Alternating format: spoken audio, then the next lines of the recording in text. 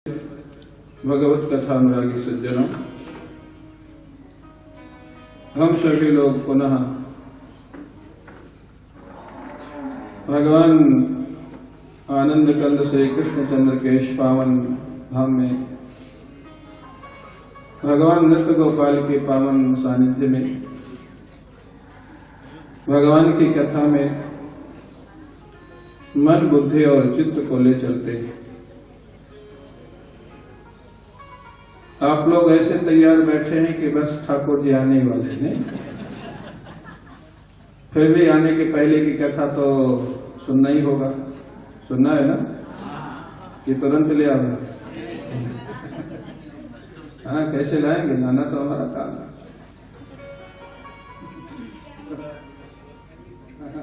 मदधीनाथ अवस्थिति उपस्थितेषु बौद्धेषु मदधीनाथ अवस्थिति।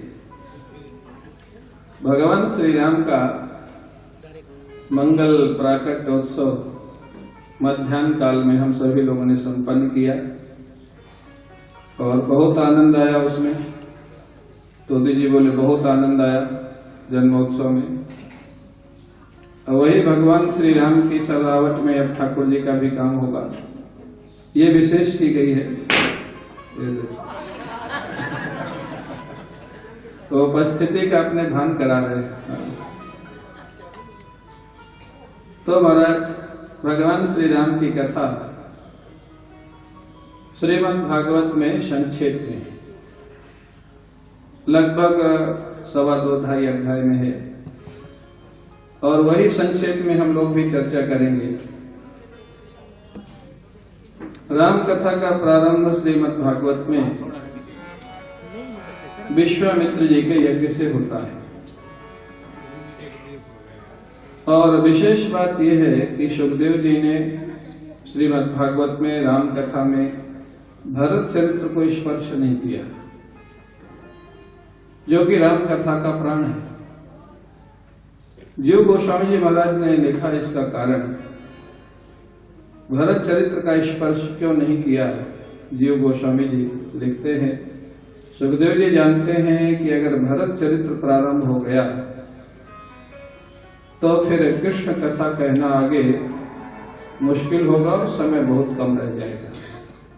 तो भरत चरित्र बड़ा विशाल है और बड़ा गंभीर है, इसलिए जो मुख्य आधार है राम कथा का, भगवत प्रेम का, प्रेम विरह मंदर विरह, प्रेम अमीय मंदर विरह, भरत पयोधि गंभीर, मध्य प्रकटो सुर साधुहित कृपा सिंधु रघुवीर।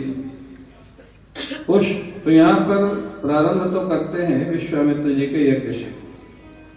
लिखते हैं महर्षि व्यास, विश्वामित्राध्वरेण मारीचाद्याः निशाचरः पश्यतो लक्ष्मणस्यैव हतनैरितपुङ्गवाः।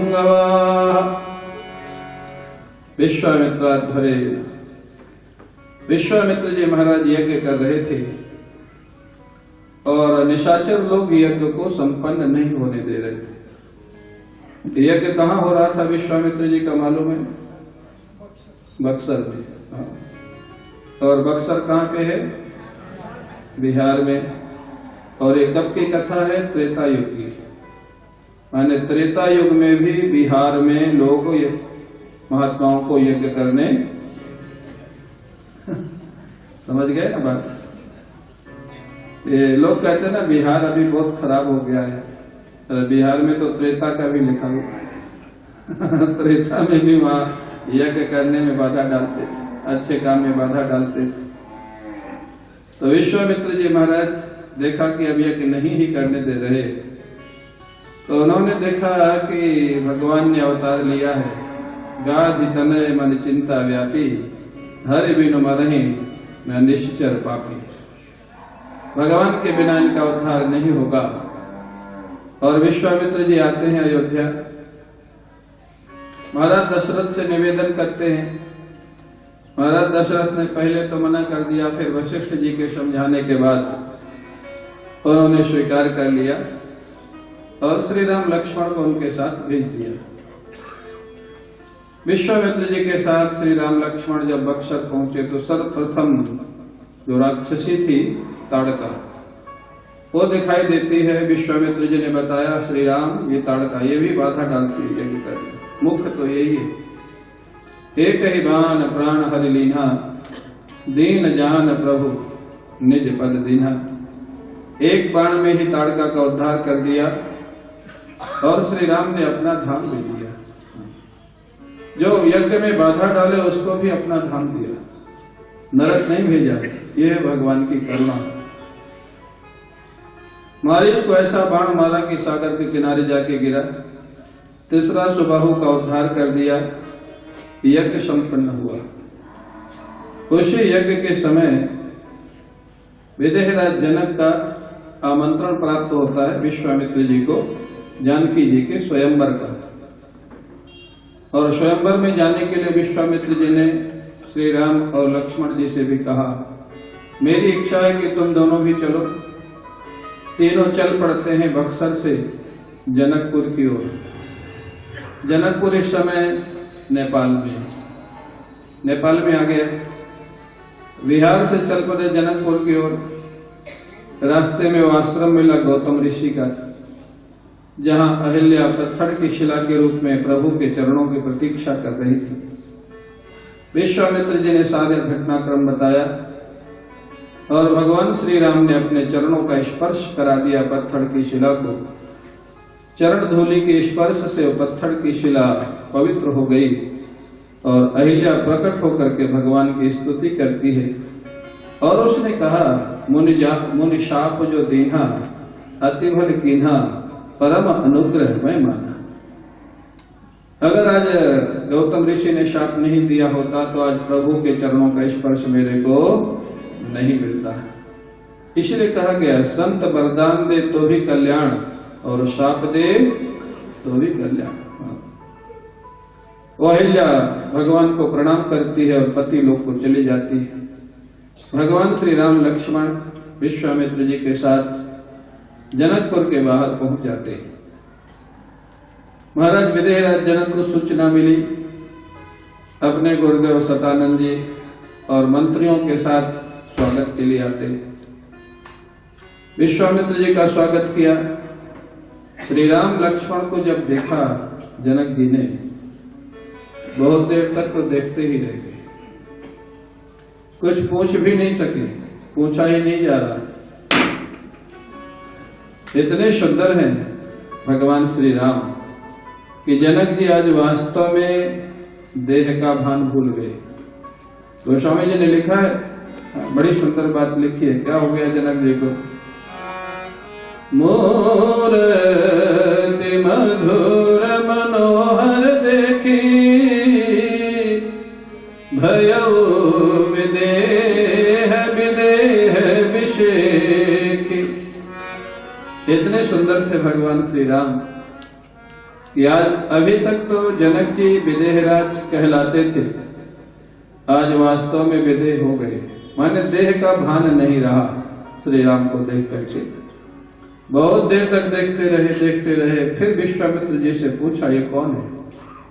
ये कोई ऋषि कुमार है या राजकुमार है या कहीं पर ब्रह्म परमात्मा ही दो रूप धारण करके तो नहीं आ गया? क्यों आपको ऐसी शंका क्यों हो रही है? उसका कारण भी जनक जी बताते हैं विश्वामित्र जी को। बड़ी सुंदर अर्धाली गोस्वामी जी ने लिखा, सहज विराग रूप मन मोरा, थकित हो तजिम चंद्र चकोरा, इन्हीं बिलोकत अति अनुरागा, बरबस ब्रह्म सुख ही मन त्यागा। विश्वामित्र जी से कहते हैं, प्रभु मेरे को अपने मन पर पूरा भरोसा है, ये कभी ब्रह्मानंद को छोड़ करके संसार के नाम रूप में गया ही नहीं। आज पहला दिन है जीवन का कि मेरा मन अंदर के आनंद को छोड़ करके किसी नाम रूप पे आकर्षित हो रहा है। मैं बार बार उसको अंदर ले जाना चाहता हूँ, लेकिन वो बार बार ब्रह्मानंद को छोड़ के बाहर आ जाता है, राम जी को देखने लग जाता है। इसलिए मेरे को शंका हो रही है कि जिस ब्रह्म को मैं मन में अनुभव करता था वही ब्रह्म कहीं श्री राम रूप में तो नहीं आ गया। नहीं विलोकत अति अनुरागा बरबस ब्रह्म सुख मन जागा, कहीं वो ब्रह्म ही सगुण साकार होकर के राम बन के तो नहीं आ गया। विश्वामित्र जी मुस्कुराए, बोले आपका अनुमान तो ठीक ही है, झूठा नहीं हो सकता है। इतना ही कहा था। राम जी मुस्कुराए, गुरुदेव की तरफ देखा, अभी मत बताइए, अभी बता देंगे कि मैं भगवान हूं तो ये प्रतिज्ञा छोड़ देंगे।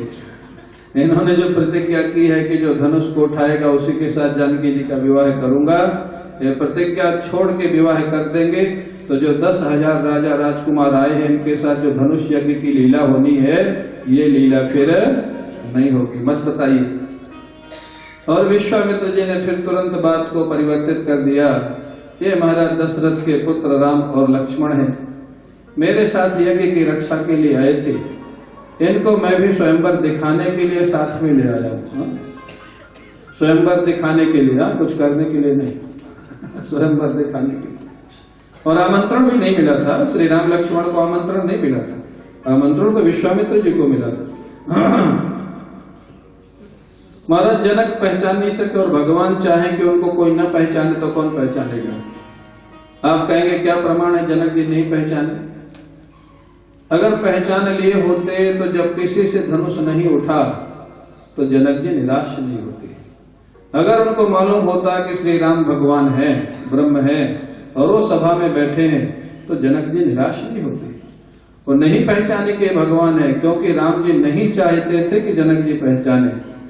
माने भगवान जो चाहते हैं वही होता है। सामने भगवान खड़े रहे और भगवान न चाहे तब तक हम भगवान को पहचान। जनक जी जैसे महापुरुष नहीं पहचान सके, राम जी के साथ दर्शन हुआ, वार्तालाप हुआ, मिलन हुआ, ये भगवान वो नहीं पहचान सके क्योंकि भगवान नहीं चाहते थे। ऐसे हो सकता है कई बार हमारे आपके सामने से भी भगवान आते हो, निकलते हो, लेकिन हम नहीं पहचानते हो। वो जब चाहेंगे तो हम अपना काम करते रहे, वो जब चाहेंगे तब पहचान होगी। अब महाराज उनको सुंदर निवास स्थान दे दिया गया, विश्वामित्र जी को, श्री राम को, लक्ष्मण को। इधर भगवान श्री राम ने विश्वामित्र जी से कहा, धनुष यज्ञ कल है, लक्ष्मण जी नगर देखना चाहते हैं, मिथिला नगर, जनकपुर। आपकी आज्ञा हो तो नगर दिखा के ले आओ, नगर दर्शन। हाँ क्यों नहीं राम, लक्ष्मण जी को नगर दर्शन हो जाएगा और नगर वासियों को तुम्हारा दर्शन हो जाएगा, जिसके लिए लोग लालायित थे बहुत समय से। जहाँ सुफल करहु सबके नयन, सुंदर बदन दिखाई। जाओ सबके नेत्रों को सफल करो जितने मिथिलापुर वासी हैं। और वही हुआ। श्री राम लक्ष्मण जब नगर दर्शन के लिए जाते हैं, नगर वासियों को पता लगा, गोस्वामी जी ने लिखा है, क्या हुआ वहां पे, धाये धाम काम सब त्यागी, मनहु रंक निधि लूटन लागी। कैसे दौड़े, जैसे गरीब व्यक्ति के सामने कोई हीरा मोती लुटाने लग जाए और वो सारा काम छोड़ के दौड़े, ऐसे सारे नगर निवासी श्री राम को देखने के लिए दौड़ पड़े। बड़े बूढ़े बच्चे, स्त्री पुरुष, सभी लोग अपने अपने घरों से निकलकर श्री राम लक्ष्मण को देख रहे हैं। नगर निवासी अपने अपने इष्ट देवताओं से प्रार्थना कर रहे हैं। ये जो सांवरा कुंवर है ना, ये जानकी जी के योग्य है। और यहां तक प्रार्थना कर दी, अरे आप जनक जी की बुद्धि बदल दो, वो अपनी प्रतिज्ञा छोड़ दें और प्रतिज्ञा छोड़ के सांवरे कुंवर के साथ जानकी जी का विवाह कर दें। सारे नगर निवासियों की अभिलाषा है श्री राम को देख करके। देखो श्री राम के विवाह के लिए इतने लोगों की अभिलाषा। अब नहीं बोलूंगा आगे, चलो। सारे नगर के निवासी चाहते श्री राम के साथ प्रतिज्ञा तोड़ के जनक जी विवाह कर दे। श्री राम सबको दर्शन दे करके आते हैं। गुरुदेव के महाराज चरण सेवा करते हैं, सो जाते हैं। अगले दिन पूजन के लिए जाते हैं पुष्प वाटिका में, पुष्प लेने के लिए। पुष्प लेने के लिए जब जाते हैं श्री राम तो देखने लग जाते हैं, कहीं कोई माली हो तो पूछ लें पुष्प तोड़ने के लिए। वहां पर गोस्वामी जी ने लिखा है, 34 चितई पूछ मालीगन। चारों तरफ श्री राम ने देखा कि कोई माली मिल जाए तो पूछ ले। जब मिल गया तो पूछा। एक संत कहते थे विनोद में, बोले राम जी और कृष्ण जी में यहां तक दोनों एक जैसी बात है, 34 चितई। जब दोनों कहीं भी जाते हैं कुछ लेने के लिए तो चारों तरफ देखते हैं। पहले राम जी इसलिए देखते हैं कि कोई हो तो पूछ ले, और कृष्ण जी इसलिए देखते हैं कि कोई ना हो तो उठा ले। ये देखो, एक मर्यादा पुरुषोत्तम है, एक लीला पुरुषोत्तम है। दोनों का अपना अपना आनंद है। 34 चितई तो दोनों का एक है। चारों तरफ देखते जरूर है जब कहीं जाते हैं कुछ लेने के लिए। राम जी इसलिए देखते हैं कि कोई मिल जाए तो पूछ के ले ले, कृष्ण जी इसलिए देखते हैं कोई ना हो तो उठा ले। पूछने लगे, भैया हमारे गुरु के लिए पूजा के लिए पुष्प चाहिए, हम ले ले। माली लोग भी विनोद करने लगे, ना ना ना आप मत तोड़िए, हम आपको तोड़ के दे देंगे। बोले क्यों? बोले हमने सुना है कि आपके चरणों के स्पर्श से पत्थर की शिला स्त्री होकर के उड़ गई। पत्थर से ज्यादा कठोर हमारे वृक्ष नहीं है। इनमें अगर कहीं स्पर्श हो गया और हमारे वृक्ष उड़ गए बगीचे से, सारी फुलवारी खराब हो जाएगी। आप मत तोड़िए, हम दे देंगे। नहीं नहीं नहीं भैया, ऐसा नहीं है। वो एक विशेष घटना थी। किसी तरह मालियों ने अनुमति दी और भगवान पुष्प चयन करने लग जाते। उसी समय सुनैना जी ने जानकी जी को भेजा गौरी पूजा के लिए, और गौरी पूजा के लिए जानकी जी जब गई, वो पूजा की तैयारी कर रही थी। तब तक एक सखी जो फुलवारी में विचरण कर रही थी, उसने श्री राम लक्ष्मण को देखा, और जैसे श्री राम लक्ष्मण को देखा हो तो आनंद विभोर हो गई। भगवान का दर्शन, एक साथ श्री राम लक्ष्मण दोनों का दर्शन। वो तो इतना आनंद कि उछलने लग गई, नाचने लग गई। नाचती नाचती जानकी जी के पास आई। वो इतना प्रसन्न है कि बोला नहीं जा रहा है। जब बहुत प्रसन्नता होती है ना, आप देखें कई लोग इतना हंसते को क्यों हंस रहे हैं बोल नहीं पाते। वो इतनी प्रसन्न है कि बोला नहीं जा रहा। सब लोग सोचते हैं भाई अपनी खुशी को हमारे साथ भी तो बांटो, ऐसा क्या देखा है तुमने। जब वो बोलती है बड़ा साहित्यिक भाषा में बोलती है। वो बोलती इतने सुंदर है कि मैं बता ही नहीं सकती हूँ जिसको मैंने देखा है। क्यों नहीं बता सकती है? अब वो सखी कितनी साहित्यिक भाषा, मिथिला की सखी है, विदुषी होगी। वो कहती है कि जिसने देखा है उसको बोलना नहीं आता, और जिसको बोलना आता है उसको दिखता नहीं है। मतलब श्याम गौर के कहूं बखाने, गिरा अनयन नयन बिनवानी। इतने सुंदर है सांवरे और गोरे दोनों राजकुमार कि मैं कह नहीं सकती। बोले क्यों? आंखों ने देखा है वो बोल नहीं सकती। आंखें तो नहीं बोलती ना, आंखों ने देखा है वो बोल नहीं सकती, और वाणी बोलती है, जबान बोलती है तो जबान देख नहीं सकती। जिसने देखा है वो बोल नहीं सकती, जो बोल सकती है वो देख नहीं सकती। तो मैं वर्णन करूं कैसे? माने इतने सुंदर, कहने का अर्थ वो इतने सुंदर है कि उनके विषय में वर्णन करना असंभव है। कितनी बढ़िया बात बोली है। इतना साहित्यिक भाषा कहाँ मिलेगी आपको? गोस्वामी जी ने लिखा। जानकी जी लालायित हो गई देखने के लिए, चलो चलो चलो बताओ कहाँ है वो दोनों। प्रीति पुरातन अनादि दंपति जागृत हो गया प्रेम प्रभु के दर्शन के लिए। जानकी जी के पैरों में महाराज घुंघरू है, वो आवाज कर रहे हैं। भगवान श्री राम को जब घुंघरू सुनाई दिए, जानकी जी उधर आ रही थी, भगवान श्री राम लक्ष्मण से कहते हैं, लक्ष्मण ये घुंघरू की आवाज ऐसे ही लग रही है जैसे मदन ने हमको ललकारा है, कामदेव ने ललकारा है। इतनी मधुर ध्वनि है इस पुष्प वाटिका में। और ये कह ही रहे थे तब तक जानकी जी का दर्शन श्री राम को हो गया। जानकी जी का दर्शन पहले श्री राम को हुआ, और महाराज जब जानकी जी का दर्शन हुआ, सिय मुख शशि भय नयन चकोरा। गोस्वामी जी लिखते हैं जानकी जी का मुख बन गया चंद्रमा और श्री राम के नेत्र बन गए चकोर। माने एक टक दृष्टि से भगवान उधर देखने लगे जानकी जी को। पलकें गिरना भी बंद हो गई। लेकिन गोस्वामी जी लिखते हैं कि पलकें गिरना क्यों बंद हो गई। गोस्वामी जी ने भी क्या लिखा है, भगवान शंकर ने लिखवाया। पलकें गिरना क्यों बंद हो गई?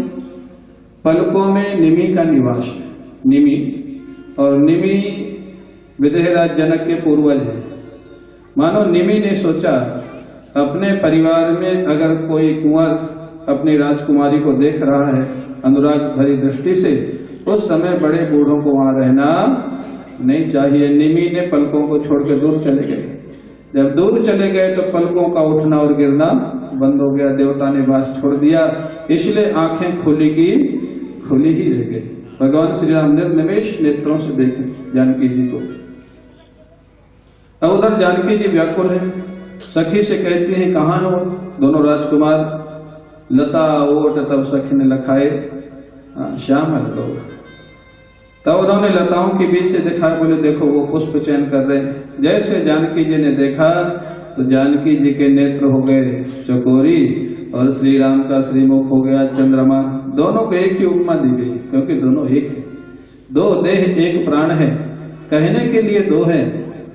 अब महाराज बहुत देर तक जानकी जी उनको देखती रही। अब सखियां बड़े संकोच में पड़ी, जानकी जी देख रही श्री राम को। एक सखी बड़ी चतुर थी, जानकी जी ने देखा कि सखियां देख रही हैं तो श्री राम को नेत्रों के रास्ते अंदर ले आई हृदय में और आंखें बंद कर दी। श्री राम सामने हैं, जानकी जी आंखें बंद करके खड़ी। सखियां समझ तो गई कि श्री राम को ही हृदय में दर्शन कर रही हैं, लेकिन अब ये बात कैसे कहें। एक सखी बड़ी बुद्धिमती थी, वो सखी ने कहा जानकी जी गौरी का ध्यान कल अब कर लेना, बहुत ध्यान हो गया।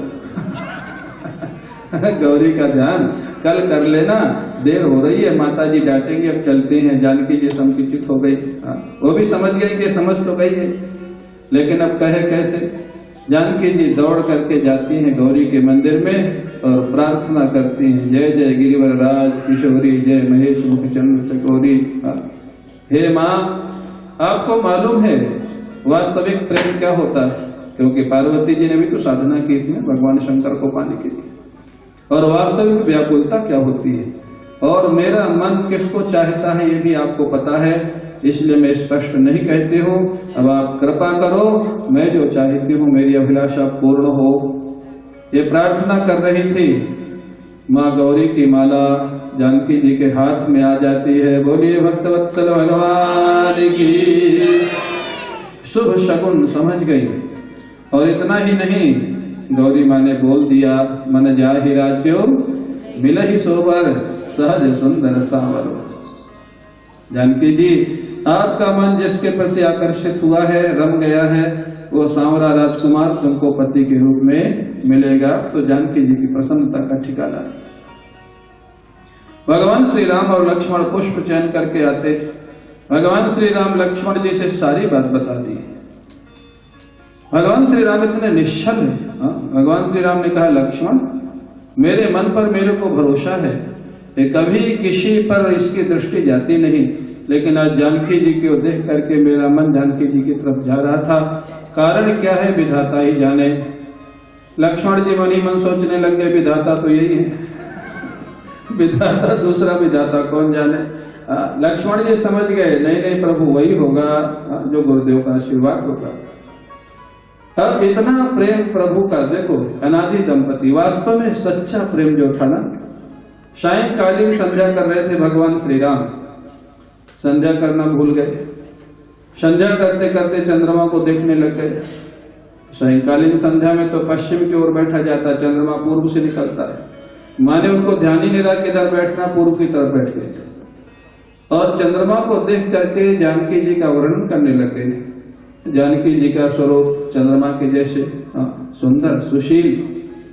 फिर राम जी ने प्रायः जहाँ उपमा दी जाती है सौंदर्य की, चंद्रमा की उपमा दी जाती है, लेकिन तुलसीदास जी ने तो चंद्रमा को फिर कर दिया। भगवान श्री राम कहते हैं, चंद्रमा से मैं जानकी जी के श्रीमुख की उपमा नहीं दे सकता, बहुत बड़ा फर्क है। क्या क्या फर्क है? बोले चंद्रमा जानकी जी के बराबरी नहीं कर सकता है। क्यों? बोले चंद्रमा का भाई है विष, विष भी समुद्र से निकला, चंद्रमा भी समुद्र से निकला, दोनों भाई बहन। एक दोष। दूसरा दोष बोले ये दिन में मलिन हो जाता है, दिन में चंद्रमा का कोई मतलब नहीं निकलता, ये भी जानकी जी से मिलता नहीं। और सकलंक, चंद्रमा को कलंक लगा हुआ है, जानकी जी के जीवन में कोई कलंक नहीं है। बहुत सारे चंद्रमा में दोष है। मैं किस प्रकार जानकी जी के मुख की उपमा चंद्रमा से दूं, माने जानकी जी का श्रीमुख चंद्रमा से भी कहीं बहुत ज्यादा अच्छा है। ये भगवान का दिव्य प्रेम। अब महाराज जो रात्रि व्यतीत हुई, अगला दिन प्रारंभ हुआ धनुष यज्ञ का। सारे लोग आते हैं धनुष यज्ञशाला में, सभी राजा राजकुमार बैठ जाते हैं। महाराज जनक के दरबार में विश्वामित्र जी भी श्री राम लक्ष्मण जी के साथ आ गए। उनको एक विशेष आसन दिया गया था। जनक जी के जो दूत हैं, महाराज जनक की प्रतिज्ञा सुनाते हैं। आज इस राज्यसभा में जितने राजा राजकुमार बैठे हैं, जो भी शिव धनुष को उठा करके प्रत्यंचा चढ़ा देगा, उसी के साथ जानकी जी का विवाह होगा। ये प्रतिज्ञा जनक जी ने क्यों की थी? भाई प्रतिज्ञा का कुछ ना कुछ कारण तो होना चाहिए। ये शिव धनुष भगवान शिव ने रावण को दिया था, बड़ा विलक्षण धनुष था, लेकिन कह दिया था कि अगर बीच में कहीं रखोगे फिर उठा नहीं सकोगे। और भगवान की लीला, उसको लघु शंका लगी, उसको रखना पड़ा जनकपुर में। फिर बहुत प्रयास किया लेकिन उसे उठा नहीं, रावण से नहीं उठा, बाणासुर से नहीं उठा। वो शिव धनुष बचपन में जानकी जी ने उठा के एक जगह से दूसरी जगह रख दिया। खेल खेल में जनक जी ने देखा, जनक जी ने देखा इतनी शक्तिशाली मेरी जानकी, देश का विवाह कम से कम ऐसे राजकुमार से हो जो शिव धनुष को उठा सके, प्रत्यंचा चढ़ा सके, उससे पता लग जाएगा कि इसके योग्य है कि नहीं। इसीलिए जनक जी ने प्रतिज्ञा की थी। अब बहुत सारे राजा राजकुमार इकट्ठे थे, कम से कम 10,000, कम से कम। गोस्वामी जी ने लिख दिया है ना, भूप सहस 10 एक ही 12 महाराज, तो 10,000 राजा लोग इकट्ठे। अब एक एक राजा उठता है, जैसे प्रतिज्ञा सबने सुनी, एक एक राजा उठ रहा है, अपने इष्ट देव को प्रणाम करता है, प्रार्थना करता है, हमसे धनुष उठवा देना। हर कांड में एक पटाखा फूटता है, हमसे धनुष उठवा देना। हमारे गुरुजी बड़े विनोद में इसका समाधान करते हैं। बोले एक राजा जाता था, भगवान से प्रार्थना करता था, हमसे धनुष उठवा देना। और 9,999 जो बैठे थे राजा, वो भगवान से उसी समय प्रार्थना करते थे, इससे धनुष मत उठवाना, क्योंकि इससे उठ जाएगा तो हमारा नंबर नहीं आएगा। तो अब भगवान किसकी माने भाई? 9,999 की सुने कि एक की सुने? परिणाम क्या हुआ? एक पक्ष में 9,999, विपक्ष में सबके समय यही प्रार्थना